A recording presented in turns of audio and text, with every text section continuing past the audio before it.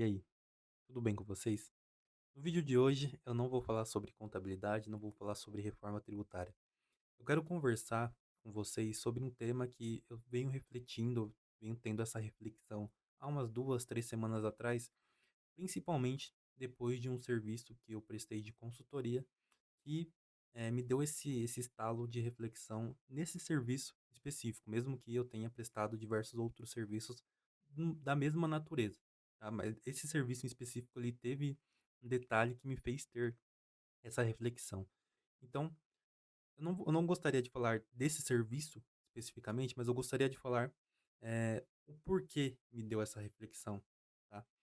E, basicamente, o que eu quero falar com vocês é do poder da influência, do movimento, do impacto que você consegue gerar em um mercado quando você tem essa visão de outras pessoas de que você é um especialista naquilo, que você é um especialista em um nicho em específico. Para quem não me conhece, eu sou Bruno Deiró, eu sou contador formado aqui pela FECAP, em São Paulo, também sou consultor, principalmente nos assuntos que envolvem construção civil e atividade imobiliária, mas também trabalho com holdings, né, com empresas que trabalham com participações societárias, mas também trabalham administrando bens imóveis, e eu gostaria de falar deste tema hoje com vocês. Eu trabalho com construção civil fazem mais ou menos 5 ou 6 anos, tá?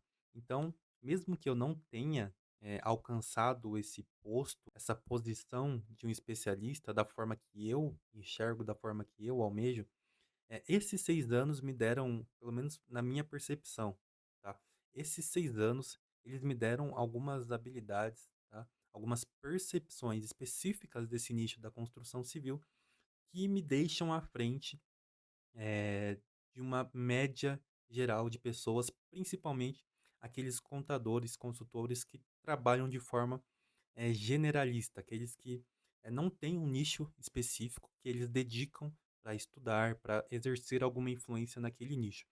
Então, com isso, nestes 6 anos, ainda que sejam poucos anos, né, pensando aí no longuíssimo prazo, eu consegui identificar alguns pontos positivos e pontos negativos, de certa forma, que você obtém a partir do momento em que você se torna um especialista. Na contabilidade, em específico, aqui no Brasil, infelizmente, quando a gente observa principalmente as provas do CFC para você poder obter aí a certificação de contador, a gente observa uma competência técnica muito baixa, tá? Muito abaixo da média esperada, né, pela posição de um profissional contador.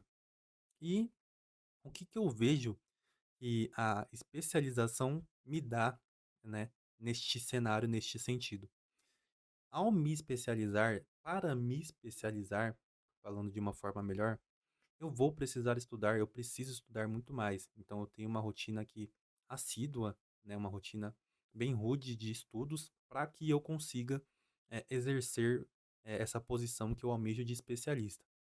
Então, eu tendo uma rotina de estudos sólida, tanto de uma forma geral quanto de uma forma especializada, eu fico, pelo menos na minha percepção, eu fico à frente da maioria das pessoas que estão ali, nesse círculo de competência técnica baixa, tá? Dos contadores especificamente.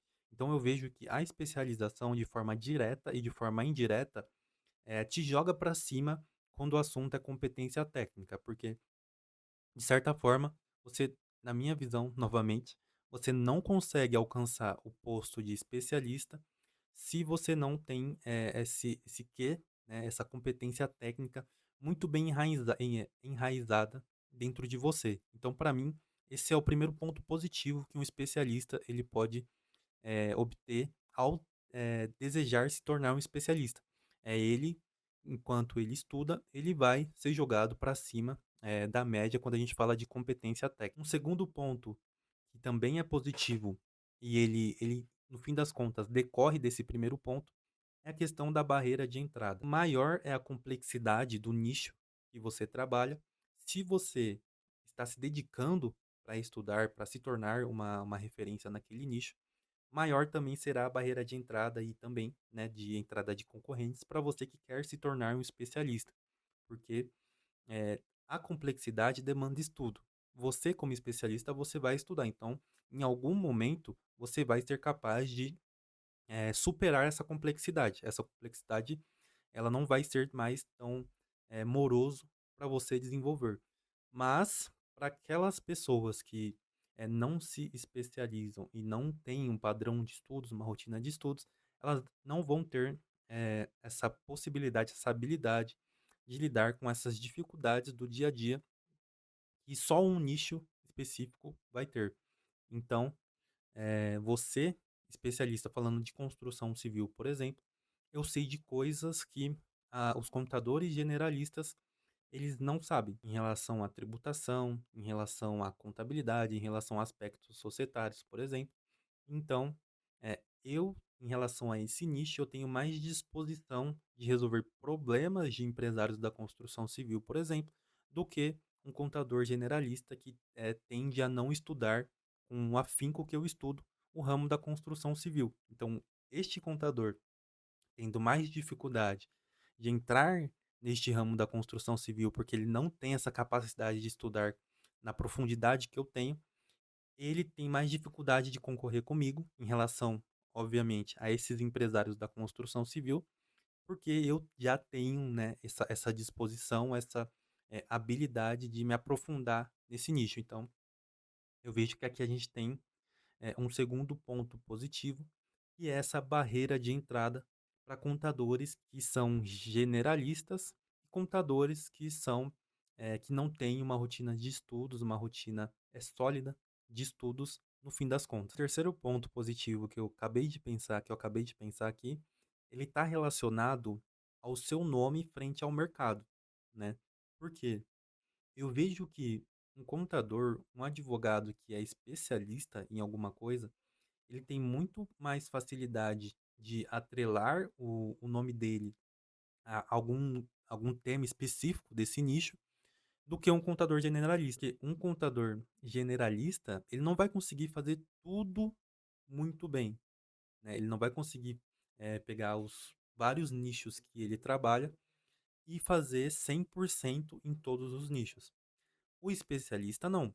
O especialista que tem um nicho, por exemplo, de construção civil, em que ele é muito influente, ele tem muito impacto, e outros 5 nichos que ele trabalha, que ele é ok, esse nicho de construção civil, ele tem muita influência, ele ao menos consegue vincular, né, a marca dele, o nome dele, a esse nicho. Então, um empresário da construção civil, por exemplo, que chega e precisa de um contador que seja referência em construção civil, quando ele buscar essas referências, seja na internet, seja com outros empresários, como este contador especialista tem o nome dele atrelado a esse nicho, esse contador, há uma grande possibilidade de ele ser recomendado, né, para esses empresários que estão procurando contadores especialistas nesse nicho.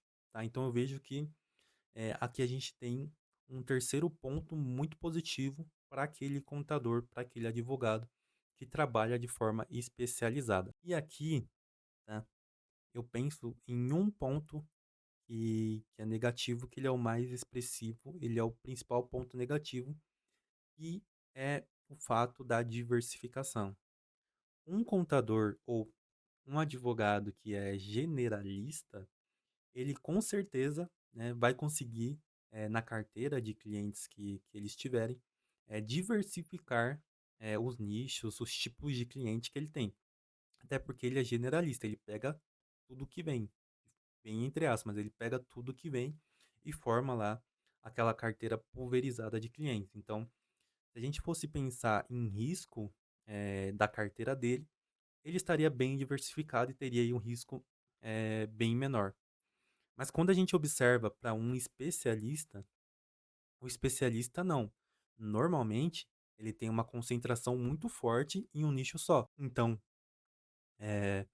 Se aquele nicho ele passa por algum tipo de crise, diretamente ou indiretamente, esse contador ou esse advogado especialista, ele vai ser impactado, né, negativamente, nesse caso. Para a gente conseguir, de certa forma, amenizar esse impacto dessa concentração de risco, eu vejo que faz muito sentido, um analista ele ter essa concentração, né, para ele conseguir ter essa influência, como eu falei, ter a influência, ter a barreira de entrada e estar acima dos demais na competência técnica, mas ele não pode deixar de ter uma base geral, uma base generalista sólida. Então, no meu exemplo, eu que sou contador, o meu foco de atuação, a minha mira é a construção civil, é a atividade imobiliária, é onde eu quero ter poder e exercer influência e impactar o nicho. Mas eu não posso deixar, de certa forma, de ter uma base geral de conhecimento e de clientes sólida. Então, comércios em geral, serviços em geral, aqueles que não demandam aquele tipo de conhecimento técnico muito específico, faz muito sentido você ter ali dentro da sua carteira, do seu círculo de competência, para que você amenize o impacto dessa concentração de risco. Mas ainda assim, como eu falei, é um ponto negativo essa concentração de risco dentro de um nicho só. E agora que a gente falou sobre pontos positivos e os pontos negativos da questão de se tornar um especialista, eu gostaria de falar com vocês sobre essa reflexão que eu tive nesse trabalho e o porquê eu tive essa reflexão. Como eu falei, eh, eu almejo ser um especialista, eu vejo que eu não sou um verdadeiro especialista ainda, mas esses 6 anos eles me deram algum tipo de conhecimento que a média dos contadores de base geral eles não têm. E como eu cheguei nessa reflexão, que de certa forma é uma conclusão. Há umas 2 ou 3 semanas atrás, eu prestei um serviço de consultoria. Na verdade, foi no final do mês passado, tá? A gente estava na época de ECD, quem é contador sabe aí o que, que é prazo final de ECD, a loucura que é. A ECD basicamente é uma obrigação acessória em que a empresa tem que enviar a escrituração contábil dela do ano passado, né, do ano anterior, para a Receita Federal.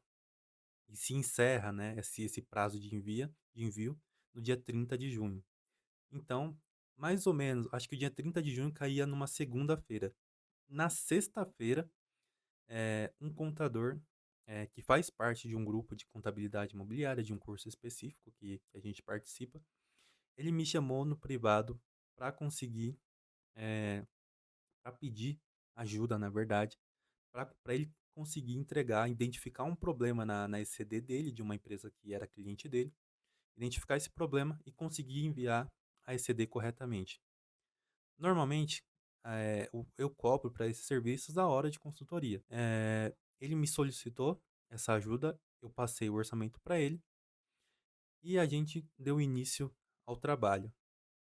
Foi algo assim, muito gratificante, obviamente, mas foi um pouco mais esclarecedor no sentido de eu estou indo no caminho certo, no caminho correto. Assim que ele me enviou, as declarações para eu revisar, como eu já tinha esse conhecimento prévio do meu nicho específico, e já tinha esse conhecimento de base também da ECD, porque a ECD, ela no fim das contas é aplicado de uma forma geral, né? Não tem um nicho específico de empresa que tem que entregar. Então, como eu tinha esse conhecimento de base, já em 20 a 30 minutos, tá? Eu consegui identificar o problema que tinha aquela escrituração e no decorrer aí do trabalho eu consegui entregar normalmente. Mas o que me esclareceu, o que me deu esse estalo de reflexão foram esses 20 a 30 minutos. Em 20 a 30 minutos eu consegui identificar um problema em que eu estudei e me dediquei por 6 anos para conseguir ter esse nível de habilidade. E é aí que eu vi que talvez isso seja ser um especialista. É você ter essa capacidade analítica, essa capacidade técnica de ir, eh, de forma mais profunda, de forma mais assídua, em pontos, né, em detalhes que uma pessoa generalista não tem essa capacidade. Então, basicamente, eu cobrei R$ 700 por um serviço que eu fiz, né, pelo menos a parte principal do serviço, porque depois era só correção manual da escrituração, mas a parte principal, a parte técnica profissional, do serviço eu fiz em 20 a 30 minutos.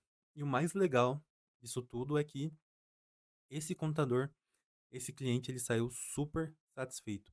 Ele me avaliou muito bem no Google e até hoje eu converso com ele. Inclusive, a gente fechou mais um serviço, só que agora em relação a ECF, que é outra escrituração. Foi um serviço com sucesso também. Então, foi a partir daí que eu vi o que talvez é ser um profissional especialista.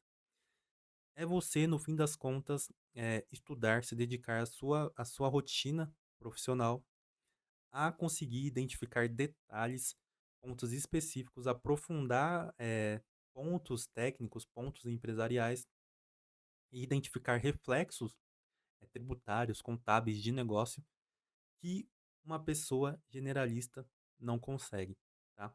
Como eu falei, eu almejo ainda ser um especialista e eu quero que vocês que estão aqui no YouTube, acompanhem essa trajetória minha, mas com esse serviço que eu identifiquei, que eu fiz, essa questão dos 30 minutos, estou no caminho correto para me tornar esse especialista, essa referência em contabilidade imobiliária que um dia eu tenho certeza, que eu vou me tornar. Então, era esse o papo que eu queria trazer para vocês hoje. Queria trazer mais essa reflexão interna minha, falar um pouquinho mais sobre a minha rotina, sobre a minha vida, para não falar tanto, né, de contabilidade, de construção civil, mesmo que seja um assunto muito interessante, muito legal. Se você gostou desse vídeo, deixe um comentário aqui embaixo se você é especialista ou se você está tentando se tornar especialista em alguma coisa. Fala o nicho que você trabalha aqui embaixo. Se você for da construção civil, do agronegócio, fala para mim para a gente manter contato, para a gente ver aí se a gente consegue fazer uma parceria. Se inscreve no canal se você é novo e não é inscrito ainda. E deixa o like nesse vídeo para ajudar a gente a crescer ainda mais. Fica ligado que ainda vai ter mais vídeo por aí. Valeu!